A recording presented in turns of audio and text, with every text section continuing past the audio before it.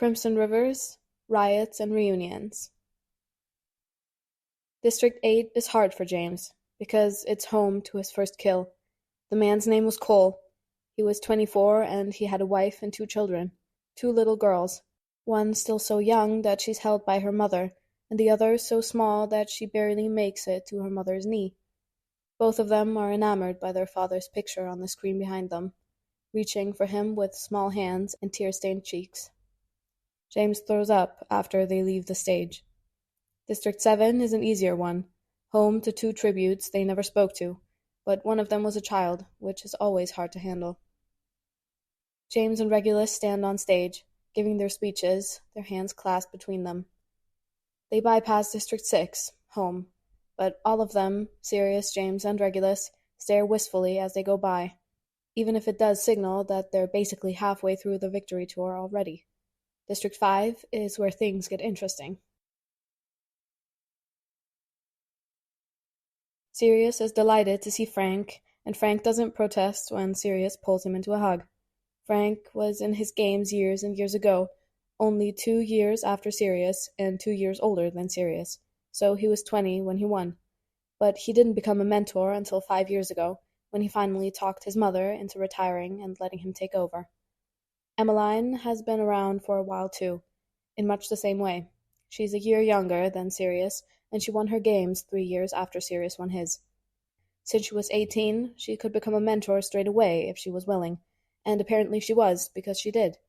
Sirius had only been a mentor for a year by that point, so he was still very wary of basically everyone and so new to everything, learning to navigate the struggles of being a mentor, as well as the expectations the Hallow had for him. When Frank came in, though, he was friendly with anyone who was friendly to him, very easy to get along with, but also not someone to underestimate.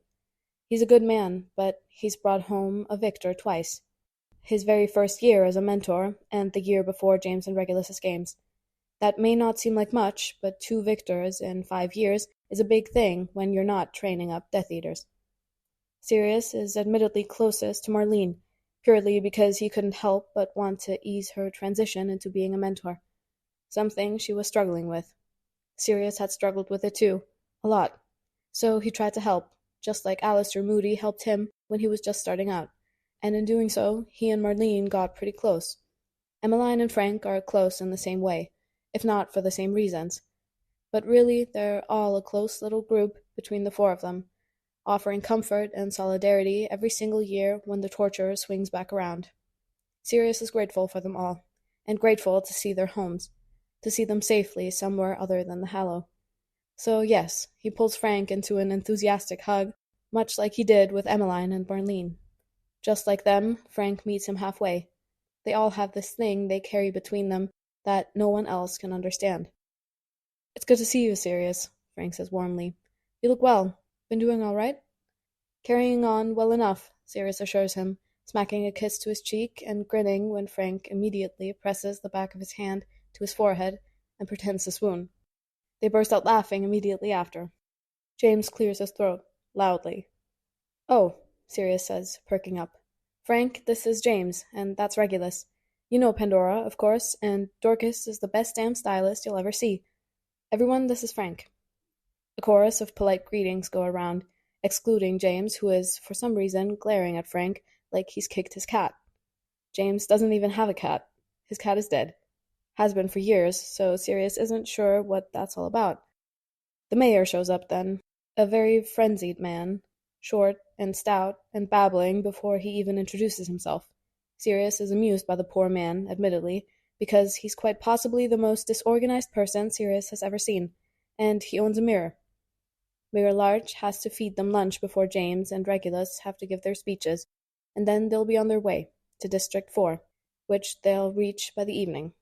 Then they'll be heading overnight to District 3, where the tour will pick right back up the next morning. For now, though, Mayor Larch goes on a long tangent full of apologies for the wait, because they're a bit behind schedule, so lunch won't start for another half hour. Sirius doesn't mind and says as much, happy to keep chatting with Frank. So Mayor Larch darts off again with promises to return and escort them to lunch as soon as it's ready. Dorcas pretty much instantly goes out to have a smoke, and Pandora marches off after the mayor with a clear determination to organize that poor man's entire life, which maybe he needs, honestly. James and Regulus stay behind, standing with Sirius as he talks to Frank. Regulus, as always, doesn't provide much input. He's never been much of a conversationalist anyway, but he seems content enough to just lean against the wall and listen. James, on the other hand, apparently has a lot to say. He repeatedly shoves his way into the discussion, verbally, of course, not physically, even when Sirius knows for a fact that James has no idea what they're talking about. Frank likes to tinker a bit, same as Sirius, though he works more with welding and such that Sirius doesn't, most of the time. But some of the things they've done or worked with have some overlap, which makes for a very good debate on the benefits of one technique over the other. James doesn't know his way around a kiln, so Sirius is a bit confused as to why he suddenly has some very aggressive opinions, all of which contradict Frank's, even when Frank is right. Regulus, for some reason, looks like he's having the time of his life. Genuinely, he's delighted. He keeps coughing into his fist, clearly disguising laughter, which is odd. Sirius has absolutely no idea what's so funny. By the time Mayor-at-Large has returned, being led by Pandora, who is no doubt in charge now, James has practically melded himself to Sirius's side, which Sirius doesn't have an issue with, of course, but it does cause an awkward moment when Mayor-at-Large mistakes Sirius for Regulus, because he assumes that he and James are a couple, and Regulus is known to be the boyfriend. Due to the fact that James has an arm around his shoulders and seems bound and determined to remain by his side, this is possibly not an unfair assumption to make. "Oh, go on," Sirius tells James, nudging him anyway. "Just stand with Regulus, yeah? The poor mayor is confused as it is, and I'm fine with Frank." James stares at him, mouth hanging open, but Sirius is already walking forward to catch up with Frank and head to lunch. He hears Regulus wheezing behind him, and briefly glances back to make sure he's not, dying. He's not. He's just laughing really hard at James for some reason. Sirius leaves him to it. Lunch is fun for Sirius, who parks himself in a chair next to Frank and talks to him the entire meal. Frank has countless stories about his mother, who Sirius does remember as a rather frightening woman. The fact that she had to mentor her own son and help him survive the Hunger Games is just another fucked up thing the Hallow sees no issue with. Nonetheless, Augusta handled it and helped her son get home. According to Frank, all his mom does these days is yell at the children who run through the Victor's village and grumble about all the gossip she learns throughout the district. Also, she fusses at Frank for something that's not even true. "I swear I've told her 1,000,000 times that Alice and I aren't together. We're just roommates, but she doesn't believe me," Frank complains in distress. "She'll show up unannounced, all suspicious-like, as if she's trying to catch us in a compromised position, and I haven't a clue how to make her stop." "Have you told her to stop?" Sirius asks. Frank looks aggrieved, the poor sod. "One doesn't just tell my mother to do anything. She means well, she does, but she's genuinely just fighting shadows at this point. She doesn't approve of Alice for me, which is a load of rubbish because Alice is brilliant. But that's just it. We're not even together." "Do you want to be together?" Sirius asks, arching an eyebrow at him. "No, honestly, it's not like that between us. Alice is brilliant, but they're just my best friend," Frank says, heaving a sigh. "Mom doesn't even believe it, though." "Ah, well," Sirius clicks his tongue and reaches out to clap Frank on his shoulders. "Mothers, am I right?" Frank sighs. Across the table, James angrily stabs at his food with his fork. Regulus is grinning. He looks so entertained, which Sirius doesn't really understand, but it's nice to see him like this. He's not complaining. All of Sirius's confusion gets cleared away a bit later, before James and Regulus are to go on to the stage. Sirius leaves Frank to go check on them, as he always does before they head out to give their speeches, but James is in a mood, clearly. When Sirius asks if he's all right, James scowls off to the side and mutters, "Oh, I'm grand. Don't let me keep you. I'm sure you and Frank want to talk all about stupid blowtorches or the difficulties of bad parenting." What? Sirius blinks. James just scowls, then whips around and marches off to apparently go talk to Pandora. Sirius looks at Regulus, who tucks his lips in, with amusement dancing in his eyes. What am I missing? James is jealous, Regulus informs him. Jealous? Sirius arches an eyebrow. Someone sniffing around you, Reggie? Regulus breaks out into a grin again, one so rare that Sirius feels his heart clench just looking at it. Not jealous because of me, you idiot. He's jealous of Frank because of you. What? Sirius blurts out, bewildered. But Frank is... we're just friends. He pauses, then frowns. Wait, James wouldn't care if Frank was more than a friend anyway. Sirius, Regulus says, struggling not to laugh. He's jealous because you and Frank are friends. James is your best friend, remember? He feels threatened. Sirius opens his mouth, closes it, then shakes his head in disbelief. Does he really?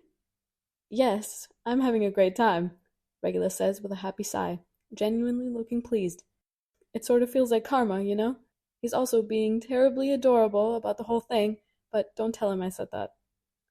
But that's absurd, Sirius mutters, blinking rapidly and swiveling his head to locate James. Regulus snorts. I know that, but James is a possessive idiot who's having a rough week. Give him a break.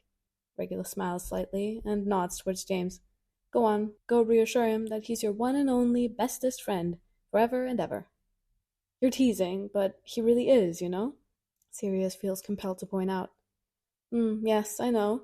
It used to make me terribly jealous, too, in very different ways for both of you, Regulus admits. Well, that's absurd, too, Sirius tells him, rolling his eyes. Now, if you'll excuse me, I have to go and reassure James that he's my one and only bestest friend forever and ever. Wish me luck. Luck, Regulus says, chuckling quietly, still so amused. So Sirius drifts over to appease James with less subtlety than he should grant the situation, but James is blissfully oblivious and just happy to be reassured. Sirius is perhaps a little too doting, because James honestly is having a really bad week. They all are, frankly, but James truly does have it coming down on him from all sides, so he deserves a little extra love anyway. Sirius gives it to him in heaps, splaying out all over him dramatically and announcing to everyone within hearing range that James is the best friend anyone could have, including Frank. James finally relaxes, and something about the whole situation sort of breaks Sirius's heart. For one thing, it agitates him that he didn't even notice. For another, Sirius is pretty sure that James is just trying to hold on to what he doesn't want to lose. Because this week is just a brutal reminder of all the things that have slipped through his fingers, and all the things that he can't actually have or hold on to. In any case, once he's put at ease, James falls back into his usual, casual charm with basically everyone, and he ends up falling prey to Frank's friendly demeanor. It's not long before he's giving in and getting along swimmingly with Frank, and it's obvious that James is sheepish about his previous actions, because he instantly attempts to make up for it by being rather aggressively nice to Frank. This sort of comes off as flirting, if Sirius is honest, but Frank, ever easygoing and happy to adjust to the flow of things, matches James stride for stride. And honestly, Sirius has never given any thought to whether or not he'd fuck Frank. To be fair, Sirius has never given any thought to whether or not he'd fuck anyone but Remus, but he tentatively approaches the idea in his mind very carefully, mostly out of curiosity. As suspected, the desire just isn't there, no matter how objectively good-looking Frank is, but he tries to figure out why. There is, of course, the rather large brick wall he runs into in the form of Remus, who he's very head over heels in love with, but past that, what is it? Sirius tries to get to the bottom of it, wondering if it's because of his internal disgust with anything sexual that's not faked due to the Hallows, or is it just because he doesn't trust Frank? Well, that's a little unfair. Sirius does trust Frank. But with sex? No, he's not sure that he does, honestly. He had to build that trust with Remus, adjust to it, before he really felt the true desire to do it. Frank is his friend, but that's not the sort of trust they've ever built between them. Meanwhile, James has no such requirements, so he's not immune to the effect Frank can have when he gives an easy grin and lazily tucks his thumbs through his belt loops, eyes sparkling with laughter. The flirting is almost a competition at this point, and it doesn't surprise Sirius at all when Regulus abruptly pops up like a bad habit, practically materializing out of thin air, no longer looking amused. It seems to hit Frank and James at the same time what they're just doing, as well as why that's a supremely bad idea for everyone involved, much to their shared chagrin. Sirius knows neither of them really meant anything by it, knows it was all in good fun, but Regulus doesn't. He is not pleased, and poor Frank is obviously now on Regulus's shit list. There is not much to be done about it, really. Regulus and James have to go out on the stage anyway rather soon, so they wander away, leaving Sirius with Frank while Pandora and Dorcas fuss over James and Regulus, making sure they're presentable and ready, as they always do. You're all a rather complicated bunch, aren't you? Frank muses, tilting his head in vague curiosity. Sirius snorts. You have no idea, Frank. No, I get it, Frank tells him. I come from a district of complicated, headstrong people, Sirius. I mean, my mom? You met Alice last year, and they won their games. Irene and Matthias, too. Even me, a bit, I suppose. Born and raised in District 5 leads to some rather tenacious people.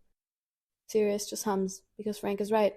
He's never met someone from 5 who wasn't resilient, even the tributes over the years that never got to be victors. It makes him wonder if the residents of District 6, his home, have anything in common. As hard as he thinks about it, he can't come up with one thing they all share. James is pretty sure Regulus is trying to break his hand. He's holding it so firmly that James is struggling not to wince. Right, so it's not a good idea to get caught up in flirting with beautiful people when Regulus is around. Noted. It's not like it meant anything, of course. For James, it never does. Or, well, it hasn't seriously meant anything since his last relationship, when he finally came to the conclusion that Regulus was it for him. Besides, Regulus has no right to be jealous, the fussy prick. He's the one who told James to move on ages ago. Easy in theory, not so simple in practice, is it? It's a little bit satisfying, honestly. James has seen Barty at Regulus's house a lot over the past 6 months, showing up and staying overnight, leaving the next morning for work. He's even seen Barty in the background through the window when going to drop off the daily flour, shuffling around while Regulus sits right there at his desk. James is not proud of the rather violent urges he's had many times to just go inside and drag Barty out by his fucking throat. Nice to know Regulus finds it difficult to keep his head about him where James is concerned too. However, it does bring the subject to mind that they sort of can't be with other people, not really. Not for as long as the Hallow is infatuated with their love story. Sure, maybe they can do it in secret, maybe, but it'll always be a risk. James has no desire to be with anyone else, but that doesn't make him ignorant to how fucked up their predicament is. What if Regulus could be happy with someone else? Barty, perhaps. Or just someone in the district he's never bothered to talk to, but possibly will someday. The mere thought makes James wilt in honest dejection and hurt, but at the same time, he'd never begrudge Regulus' happiness, wherever he found it, even if it isn't with James. Now isn't the time to stress about any of that, though, because they're out on stage, and there's the banners displaying Irene and Matthias. Irene has a family, just a mother and a father, while Matthias was apparently raised by their grandparents. Neither of them had siblings. They seem to have found that in one another. Like all the ones before them, District 5 is quiet as James starts the speech. But it's not a solemn sort of silence. No, this is tense. James can feel it, the restlessness of the crowd, the sharp gazes demanding something, furious for change. No one ever looks happy through this, but there is usually an overhanging level of defeat and resignation, just simple compliance. But District 5 doesn't seem to have that, at least not this year, for whatever reason. There's an energy over everyone that James can feel settling in his gut like a stone. Despite this, James doesn't really expect anything to happen. He fully expects for them to get through the speech as they have in every district before, excluding District 11, just as long as they don't lose it again. It's hard not to, seeing Matthias and Irene's faces, their families forced into remembrance. But they do it anyway, not missing a beat, because the lives of the people they care about are at stake, and James has already messed up once. It feels like a betrayal to Irene, to Matthias, but James just keeps thinking about his parents, about Sirius, about Regulus. He can't risk them. He won't. It's going as it should for a bit, at least until someone, from somewhere in the crowd, raises their voice to shout, "This is bullshit. It's the same fucking Hallow-made speech with no heart. Hallow is hollow. Hallow is hollow. Hallow is hollow." James falters over his words, eyes going wide as the rest of the crowd picks up the chant, growing in volume and in rage. He stutters to a halt, clinging to Regulus's hand now, his heart racing in his chest as everything proceeds to go to shit all at once, so quickly that no one can do anything about it. The oars standing at the front suffer the brunt of the crowd as they all seem to shove forward at once, and chaos unleashes practically everywhere. Someone breaks through, with others following, and the oars are severely outnumbered. There is a loud smattering of guns going off, bullets flying wide, people dropping to the ground, but no one stopping. Regulus moves fast, shoving James back and roughly tucking his head down as they go stumbling off the stage. Someone slams an oar into the steps, wrestling with their gun, but it doesn't go off. James isn't even thinking as he wraps his arm around Regulus's waist, hauling him clear off his feet and swinging him around to shield him as they frantically flee. Sirius has a hold of them in seconds, yanking them close and hastily shoving them further and further away until the screams and gunshots are muffled in the distance. It's quiet on the train. Regulus feels like he hasn't moved in years, like he's been sitting in the same spot that Sirius put him in, and he's aging at a rapid rate, withering away too quickly to keep up with. Sirius won't let them leave the room, the train car he's been sleeping in, so they're all sort of just packed in together. James is sitting on the bed right next to Regulus, and Sirius has claimed the floor, closest to the door, like a guard dog. They're technically on lockdown, according to Pandora, who has been going in between the mayor and them to keep them updated on the entire situation. Lockdown means that they can't travel, and they're not allowed back into District 5 either. They're all just waiting for news from the Hallow. Regulus can still see the lines of bodies that fell to the ground, littered with bullets and blood. He can still hear the furious chant, as well as the following screams. All he keeps thinking about is Riddle and his cold, cold eyes. "This is bad, isn't it?" James whispers, the first to break the silence after hours of it. It's definitely not good," Sirius admits, his eyes locked on the door, likely waiting for Pandora to return, or maybe for Dorcas to join them. She'd said she was shaken by the violence and begged off to her own train car to take some time to calm down, grateful for Sirius's offer to stay with them, but needing the time alone. Regulus can't blame her for that. It's probably the closest she's ever been to danger as a Hallow. That was live. Everyone in the world saw that, didn't they? Or some of it, James croaks, sounding distressed. Sirius grimaces. "I was watching the live feed, and it didn't cut out until the gunshot started, so, yes." "Oh, this is bad," James mumbles, anxiously circling his cane between his hands, because his leg has been hurting since he essentially scooped Regulus up with one arm and ran off with him. He said he needed it, and Sirius got it for him. Occasionally, James has to stand up and pace slowly back and forth, leaning on his cane the whole way. "I was talking to Frank," Sirius tells them, "and he says that the district has been feuding with the Oars for years.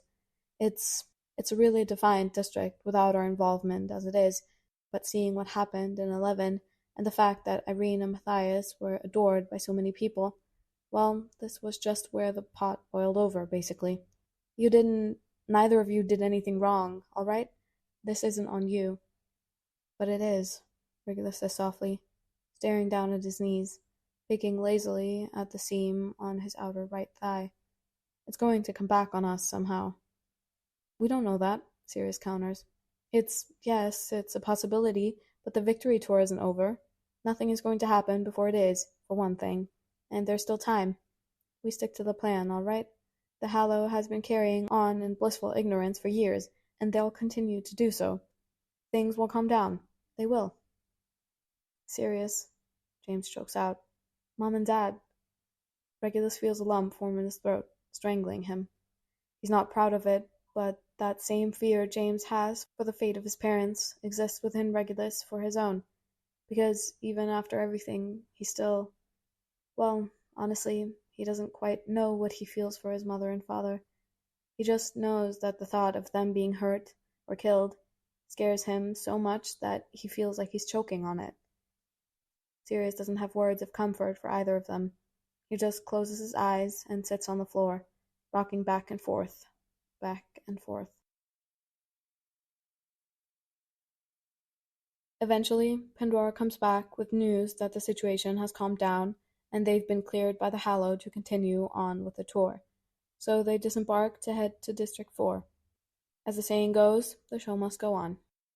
It's the last district for the day, and they show up late, way behind schedule.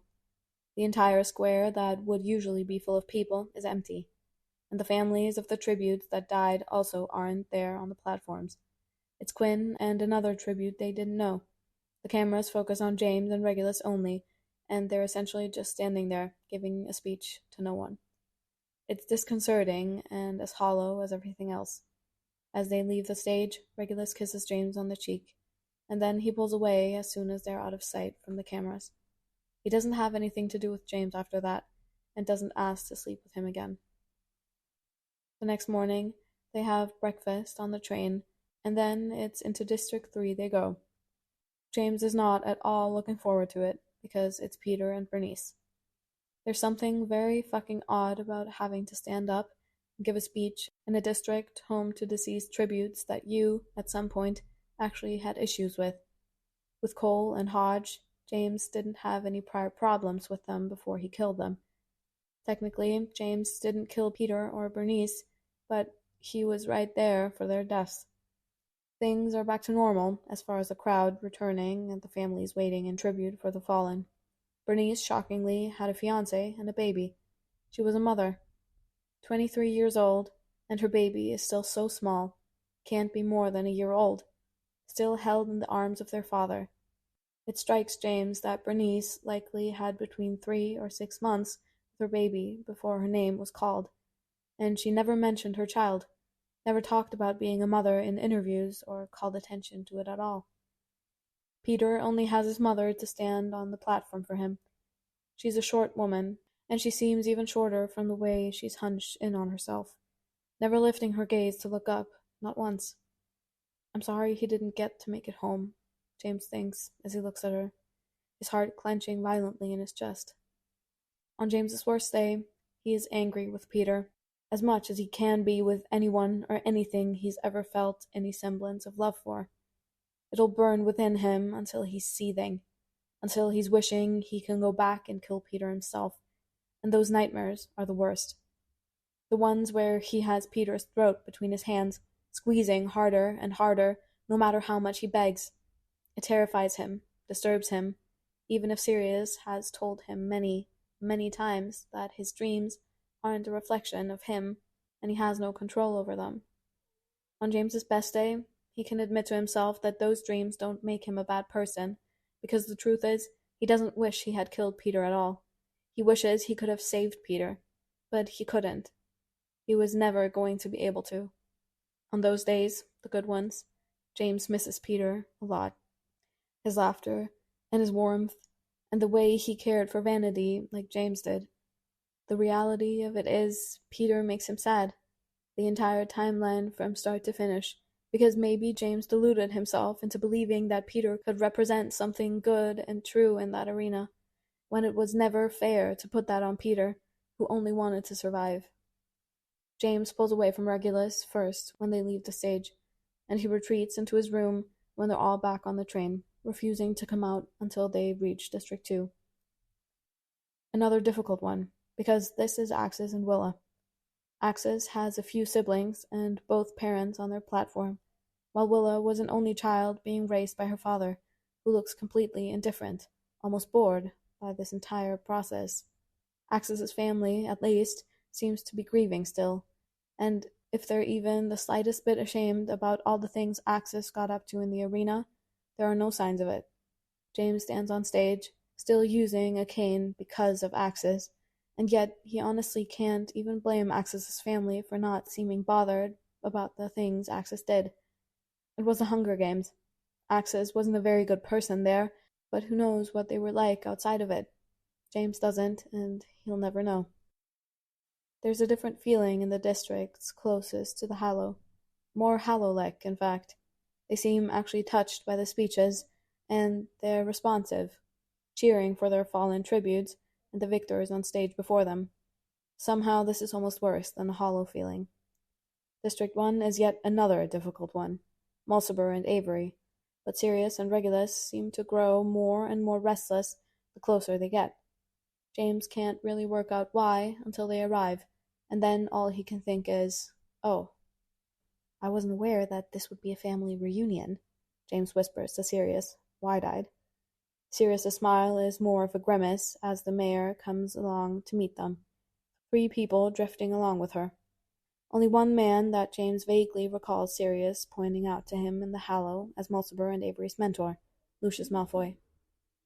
Of course, James knows that technically Lucius is Regulus and Sirius's cousin-in-law, but Sirius had made it clear that this was not something he was pleased about in the least. Other than the mayor, there's 2 other women that James only slightly recognizes from memories when he was a child. Bellatrix and Narcissa, and Andromeda, lived in the Victor's village with their father, so James actually knew them way before he knew Sirius, but only in passing. He saw them sometimes, and one time he caught Bellatrix trying to hit his cat with his broom, so he burst into tears and called for his mom, who got into a rather uproarious fight with Cygnus about actually watching his daughters. In any case, the cat was fine. Bellatrix was just a bored teenager, tired of a random stray sneaking in through her window, and life went on. James maybe had a small crush on Narcissa when he was really young, but he has never told a soul about it, not even Sirius.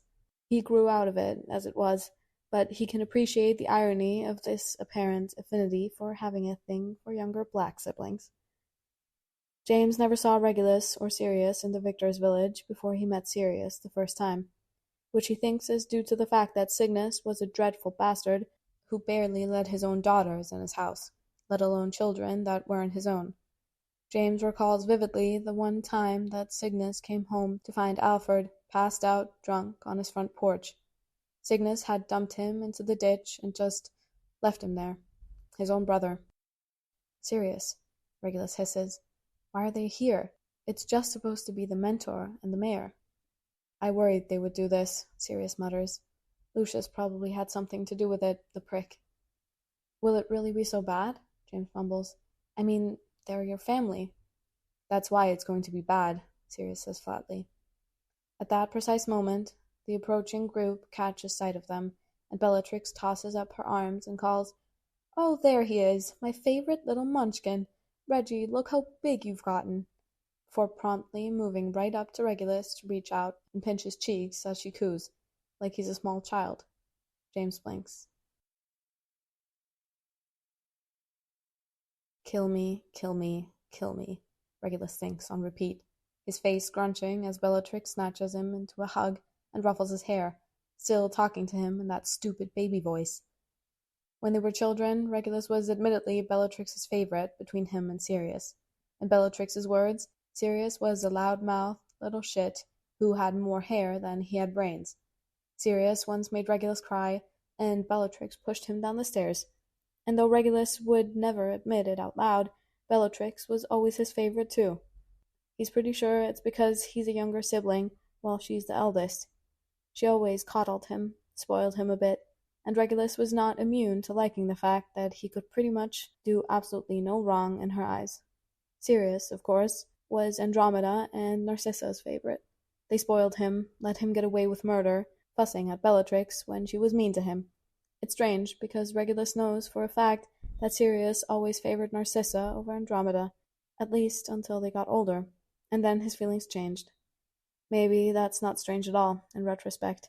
The things that you feel as a child morph when you grow, because you can suddenly understand all the things you didn't before. For example, Regulus did not understand, when he was a child, that Bellatrix is fucking insane.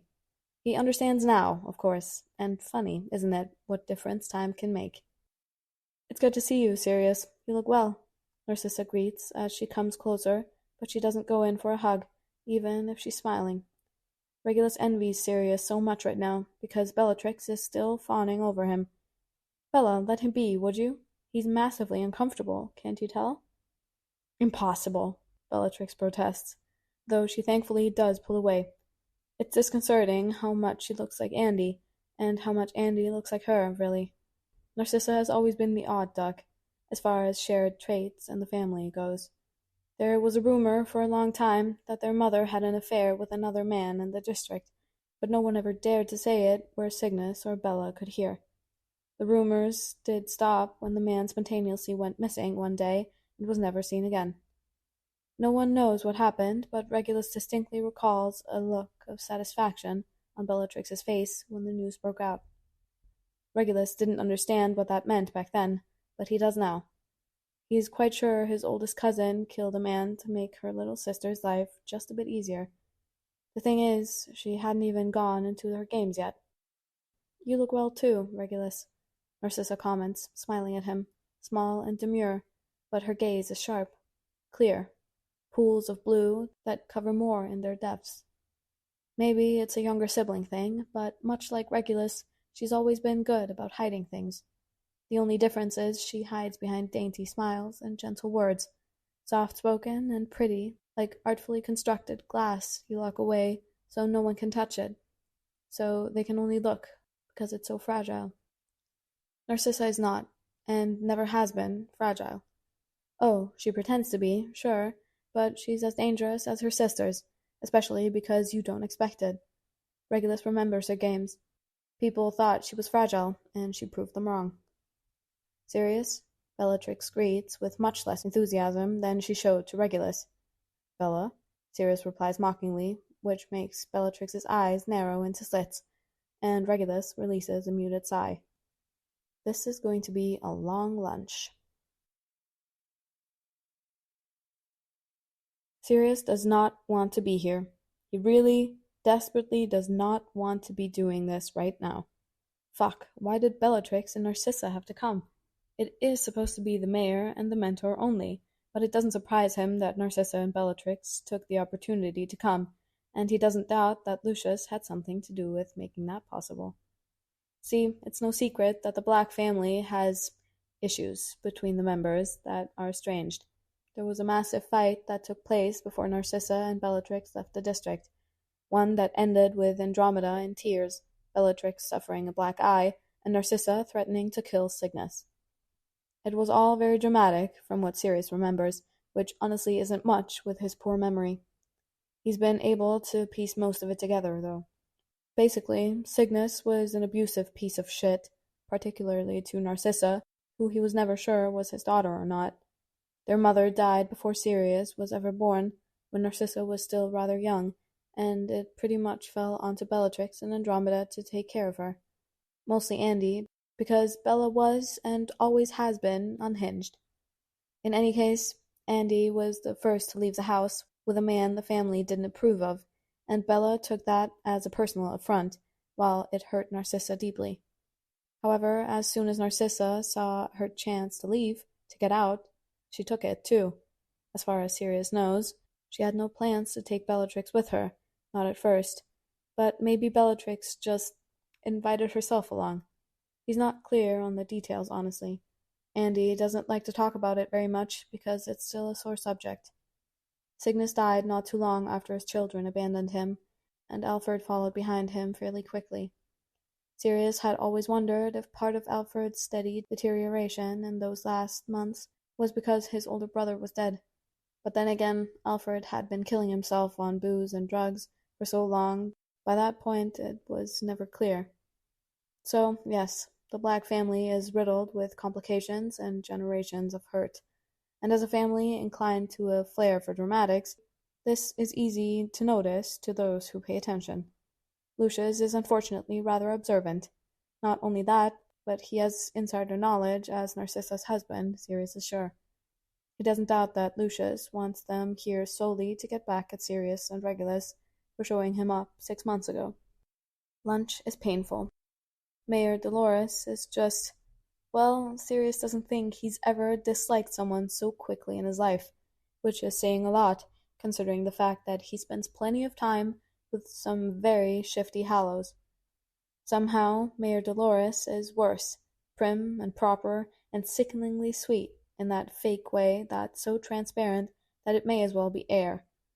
She clears her throat in an infuriating little ahem every time she catches Sirius or James putting their elbows on the table. Sirius is so fucking uncomfortable right now, even more so when making small talk with Bella and Sissa like they're not practically strangers to him. He does remember them, a bit. He remembers never liking Bellatrix very much, most of all. All of this reminds him of stifling dinners with his parents, forced around the last people he wants to be near, stuck with a constant reminder of what his family is like. It's always either secrecy or complete madness with them. There's never been a Black that isn't, in some way, royally fucked up. He is unfortunately included in that, and doesn't at all appreciate having to confront it. Pandora, the lovely jewel that she is, does most of the heavy lifting with keeping the conversation going. She's using what Sirius has decided to label her hallow voice. Meanwhile, Dorcas doesn't even bother pretending like she gives a shit about appeasing them, which Sirius really likes about her. She's bold, there's no denying that. There's not much commentary about all of their respective times in the arena. He doesn't remember Sissa's at all, and he only vaguely recalls Bella's because it was the first one that the Hallows were actually excited about after the quarterly memorial that took place 5 years prior. People were still talking about the 60th Hunger Games by the time the 65th came around, but that faded into the background when Bellatrix got on screen, the first Black to go into the games since her father, decades before that. Sirius wonders if, like him and Regulus and James and Effie, and every other victor he's ever known, Bellatrix and Narcissa don't like to talk about their games. They don't bring them up, and they don't bring up Sirius's or Regulus's either, for which Sirius has the space in him to be grateful about. Either way, the moment Sirius sees his chance to sneak off, he does just that. Lucius was making a snide comment to Regulus and James, which had Sirius bristling, but Narcissa shockingly shut him down with one look, and he stopped and turned his attention to Mayor Dolores instead. Pandora is somehow entertaining Bellatrix, while Regulus and Narcissa quietly eat and occasionally exchange a random comment or two. James is safely and wisely talking to Dorcas. In other words, Sirius has his chance to flee, and just like his older cousin, he doesn't hesitate to take it. He taps Dorcas on her shoulder as he goes by, and she doesn't miss a beat, passing him her pack of cigarettes and lighter that they've admittedly been sharing for days now. Sirius stands outside and chain smokes like his life depends on it, one right after the other, ignoring the distant sounds of conversation and clinking silverware drifting out to him. He's not free for long, though. Got another one of those? Narcissa asks as she sweeps outside to join him, leaning up against a pillar across from him with a small, tempered smile. Sirius sighs, but he passes her a cigarette and flicks the lighter, watching her inhale and look off thoughtfully to the side as she exhales smoke. I thought you would have quit by now. There are some things you don't grow out of, Narcissa replies. I gave you your first puff of a cigarette, you know? You were 10. Do you remember? Mm-hmm. Sirius hums vaguely, even though he does not. Narcissa seems to notice. You caught me with one and begged me to try it. Thought it was cool, but you always thought anything I did was cool. You took one puff, started coughing, looked disgusted, and swore never to do it again. She glances at him, her eyes drifting over him with something oddly sad. Look at you now. Well, there are some things you do grow out of, Sirius mutters pointedly, taking a puff and blowing out rings slowly, one by one, with expert precision, holding her gaze as he does. How's my sister? Narcissa asks softly, and for the first time, Sirius wonders if this is why she's truly here. Sirius purses his lips. Being a raging bitch in the other room. Why do you ask? Narcissa's lips twitch. Not that one. The other one. Andy's marvelous. Thriving, really, Sirius informs her, possibly a little too defensively. Narcissa doesn't look offended. You have a niece. A niece, Narcissa whispers, her breath hitching so quietly that he almost misses it. Do I? What's her name? Nymphadora, Sirius mumbles. Now, why would she do that to that poor child? Narcissa asks, shaking her head as she inhales again. Sirius can't help it. He snorts. Honestly, I asked the same thing. No normal names in this family. You know the rules. In any case, we mostly call her Dora. I see. Narcissa falls silent for a bit after that, pensive, still smoking. Sirius steals a few glances at her, unable to help it. His memories are all faded and out of order, but she does star in more than a few of his older ones. Some he's not even sure are actually real. You've offended Lucius, you know? Ah, lovely. Happy to hear it, Sirius declares, breaking out into a grin, defiant. He's expecting her to get annoyed, but she only chuckles. If you think I'm going to apologize, don't bother. We both know it'd be a lie, and frankly, I'd expect nothing less.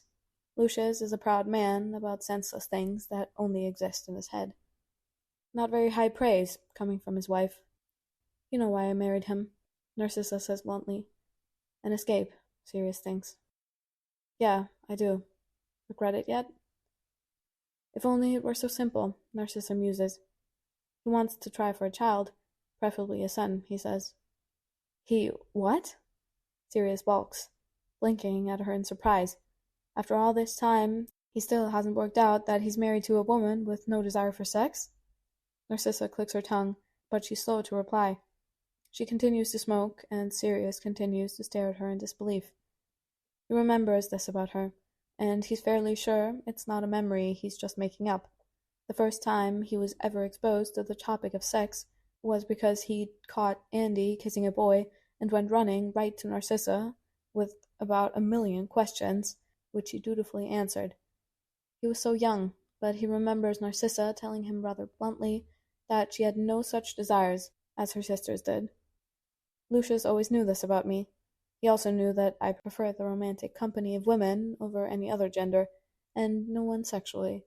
That was never a secret. You're telling me that never bothered him? Narcissa arches an eyebrow at him. No, Lucius never wanted me for sex, or for romance. He knows why I married him, has always known, and it was never about saving me, not to him. It's about power.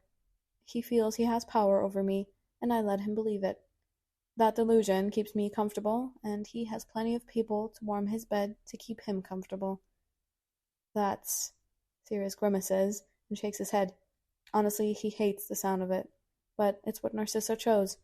It's what Narcissa made happen, on purpose. Lucius was nothing more than a puppet on her strings, and likely still is. Right, if that's the case, why ask you for children? Well, we're married, so he'd like his child to come from his wife over anyone else, Narcissa explains. Sirius raises his eyebrows at her. Are you going to do it? I'd love to be a mother. I may have no desire to have sex, but I do enjoy it from time to time, though never with men. I could likely talk him into other options, insemination perhaps, but I won't do it, Narcissa murmurs. She takes a harsh pull on her cigarette, cheeks hollowing out, and her eyes flash as she exhales. I want to raise a child. He wants to train a victor. He's scum, you know that? Sirius says in disgust, instantly getting what she means. Not that he could really miss it, seeing as she has put it so bluntly. He can appreciate that she has no plans to indulge Lucius's wish, though. Narcissa just hums and looks away. And you, Sirius? The Hallows heartthrob? You have your own scum stuck to the bottom of your shoe, while daring to judge mine. I didn't step in mine on purpose. Didn't you? Sirius clenches his jaw. For survival, nothing more. Yes, the same as me, but of course you don't see it that way. You could have stayed, you know? No, I really couldn't, Narcissa replies. There was nothing for me there. And what do you have here? Sirius challenges. Almost everything, is Narcissa's quiet response, still blowing smoke, the cloud drifting away in the distance, an echoed distance in her eyes. Sirius thinks that, in the distance of her gaze, she's looking for Andromeda. Regulus is going to kill Sirius. How dare he abandon him? With her. Regulus understands that family is particularly hard for Sirius, especially now that he knows Sirius has memory issues. But Regulus would feel a lot better if he was here. Bellatrix is a menace. It's hard to describe, because at times she seems so genuinely fond of him. In other moments it appears her fondness for being a raging lunatic outweighs that. Case in point. "So, Regulus, what have you been up to as of late?" Bellatrix asks, as she falls right into Sirius's empty chair in between him and James, leaning back and kicking her feet up on the table without a beat of hesitation. Regulus stares at her. Bellatrix is unperturbed by his silence. "The last time I saw you, Reggie, you were so sweet. Still as shy as ever, clearly." She waits, then chuckles when he continues to stare at her. "Oh, go on. Tell me all that I missed. How were the teenage years? Dreadful time for us all, of course, but give me all the sordid details." "There's not very many," Regulus lies flatly. "Oh, sure there are."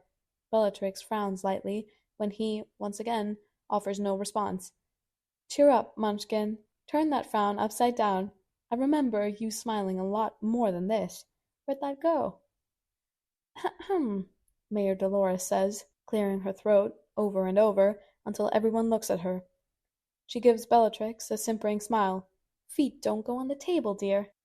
Forks usually don't go into eyeballs either, but I can make that happen too," Bellatrix tells her, lifting one foot and dropping it back down to send a fork sailing up from the table through the air, which she snaps her hand out to grab. She grins at Mayor Dolores, staring her down, and Mayor Dolores goes pale and silent as soon as she recognizes the threat. Bellatrix gets to leave her feet on the table. "Anyway, Regulus, you were saying?" "I wasn't," Regulus murmurs.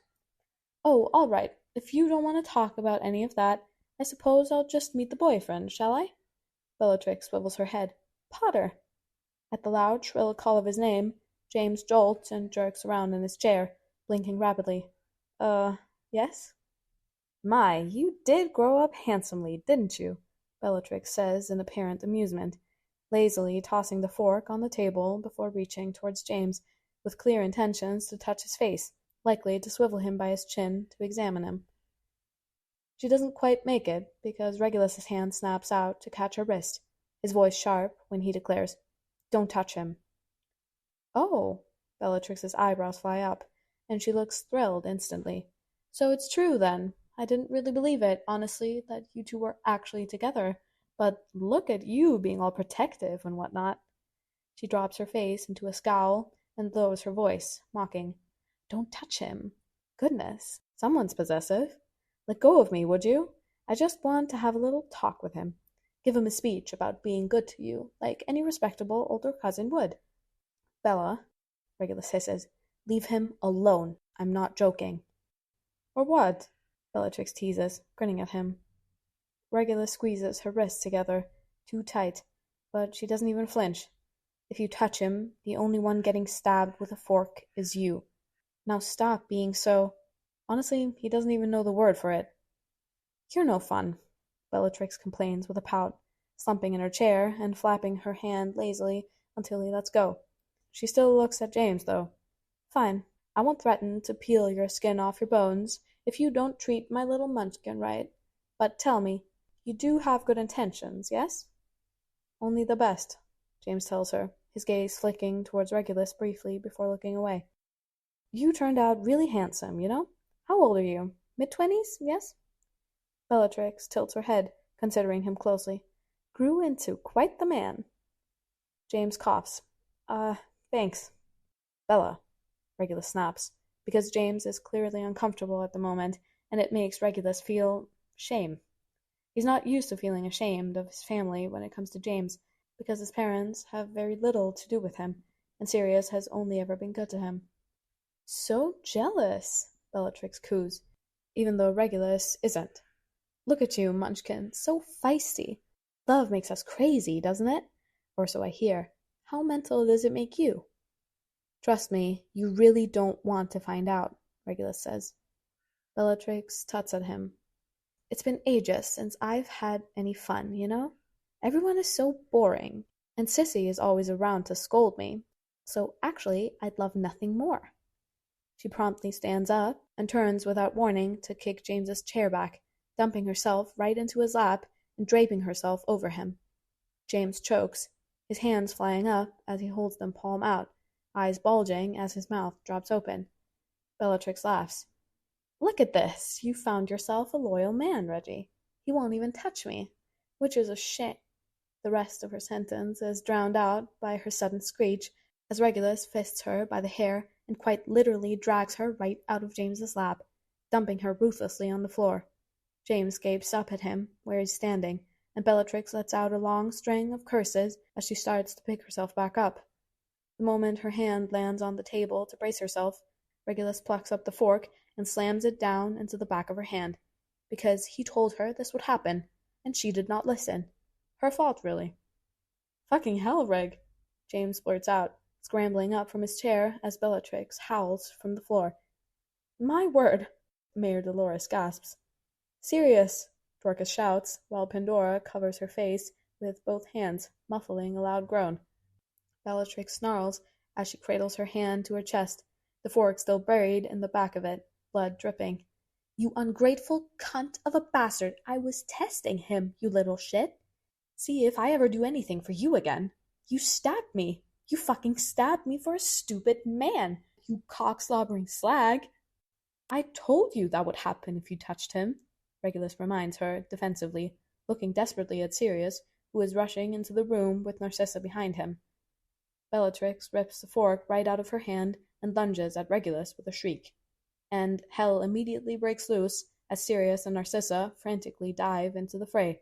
Narcissa has to wrap her arms all the way around Bellatrix and drag her back, while Regulus has to turn around and do the same thing to Sirius, who apparently needs no context to take that first opportunity to beat the shit out of her, especially if she's trying to poke Regulus's eye out with a fork. Sirius and Bellatrix hiss and spit at each other like feral cats, growling and snarling like wild dogs, both trying to get at each other while everyone else seems to be yelling all at once. Lucius is smirking in satisfaction. You're my favorite brother. I'm your only brother. I know, I'm so proud of you. Regulus rolls his eyes and turns his head away, but James can see his lips twitch up at the corners. Pandora is stifling what seems to be a mildly hysterical laugh behind her hand, and Dorcas is shamelessly grinning at Sirius, who genuinely does look proud of Regulus for stabbing Bellatrix with a fork. The train continues on, heading for the Hallow. Wouldn't be a family lunch without a fight, Sirius announces cheerfully, his spirits high since leaving District 1. They had been swiftly escorted to give the speeches, then asked to leave immediately after. The goodbye between Narcissa and Sirius had been fine, almost warm, James would say, but that was about it, as far as familial affection went by the end. Well, excluding Sirius and Regulus, because Sirius spent about a solid 20 minutes roaring with laughter after the whole thing was over, and he's been praising Regulus ever since. Not one dull moment, Dorcas says. There has not been one dull moment this entire tour. It's not over yet, Pandora reminds her, clearly having reached the point where she's given up trying to make this entire experience go smoothly for everyone. It was sweet of her to try, though. She's always putting in the effort. I still can't believe you literally stabbed her with a fork, Dorcas insists, shaking her head as she stares at Regulus in clear mixture of disbelief and admiration. Regulus sighs. I warned— Yes, you warned her you would, so you said. Pandora cuts in, amused. But that's still not a thing most people just do. Regulus isn't most people, James thinks, gazing at him helplessly.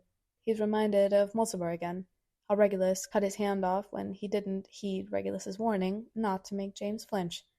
This, at least, was a bit less violent, less bloody, less of a mess. It was also in an entirely different situation and setting. That means James can fully appreciate it as such. He can safely say he's never been so desperate to get on his knees for someone the way he is right now for Regulus. James coughs and pushes to his feet, mumbling, "Excuse me." Sirius frowns in concern as he goes by, but James just shakes his head at him, assuring him that nothing is wrong. He knows he's been exceptionally quiet, but it's for the best, because he can't really trust himself to speak at the moment. He's afraid he'll open his mouth and say something stupid, such as repeatedly confessing his love like a broken record. Instead, James goes into his train car, shutting the door and blowing out a deep breath. After a beat, he looks down and gives a very stern and internal lecture to his cock about appropriate responses to certain situations, including how there's a time and place, and surrounded by friends is not it. James continues mentally berating his own desires. Honestly, he's starting to wonder if he should be more concerned by the things that arouse him, but it does little good. No matter what he tries, his body and heart are sure about one thing over anything else, and that's Regulus Black. "This is the second worst week of my life," James declares miserably, then slowly and repeatedly bangs his head against the door while he begs his body and heart to realize why. They do not. When they reach the Hallow, there's not much time before the interview is supposed to take place. Dorcas dashes off almost immediately to go get prepared, demanding the others to follow as soon as they're settled into their suite. Pandora is walking swiftly, leading the charge, which Sirius is more than happy to let her do. As always, being back in the Hallow is not a good time for him, nor do James and Regulus seem to be ecstatic about it. In any case, the settings are familiar as ever. Well, mostly. They're set up in the penthouse this time, according to Pandora, who leads them into the lift. It's a long, boring ride up, and Sirius does an internal checklist for what all he needs to do next. Get settled into the suite, usher Regulus and James off to get ready for the interview, watch the interview, then they're free for the night until tomorrow. Simple enough. Right, so you two are more than prepared for the interview, and Dorcas assures me that you'll both look lovely, Pandora chatters as they get off the lift and head for the penthouse, which is right up the hall. And she's right. James and Regulus have been prepped for this interview even more than their last ones, so Sirius is actually fairly confident that they'll do just fine. After the interview, we'll head back here, and then the most important thing tomorrow is the party, which will be a very big event, so you'll both need to listen to me. We're staying here after the party, too? Regulus mutters in audible complaint. Can't we just leave that night? No, you stay one last night, then head out the next morning, Pandora says firmly. She stops in front of the door and flashes them a smile. All right, hurry up. We don't have a lot of time. Sirius snorts as Pandora throws open the door and reaches out to grab his shoulder, practically shoving him in. He can't help but chuckle fondly in her direction before turning to examine the penthouse curiously, never having seen it before, and then his laughter catches in his throat and dies. Everything else immediately slips away, the whole world shrinking down to the man across the room from him, standing like a shadow near a wall with his hands tucked behind his back and his mask firmly in place. But that's him. Sirius would know him anywhere. He didn't forget. Remus. He's there with his head ducked forward, his side profile on display, and Sirius's ears are ringing because he doesn't understand. They don't get servants for this. They get in too late on the first night, and they're at a party for most of the second day, and they won't get dressed here before the event, so they won't be needing anyone to cook for them or do their laundry, and they won't really even have the time to make a mess unless they're trying very hard at it, which would make them look bad, so of course no one would, and surprise, Pandora says softly from behind him. At the sound of her voice, Remus's head lifts and swivels, and Sirius inhales sharply at the sight of a scar across his face and a jagged diagonal line above his mask and disappearing beneath it. Their eyes meet, and Sirius feels that lurch in his center, the whole world tilting on its axis. Slowly, Remus steps forward and lifts his hand to unclip his mask, pulling it off as he releases a deep breath. He never looks away from Sirius, and what he says, the very first thing he says, is a soft and breathless, "Hi, sweetheart."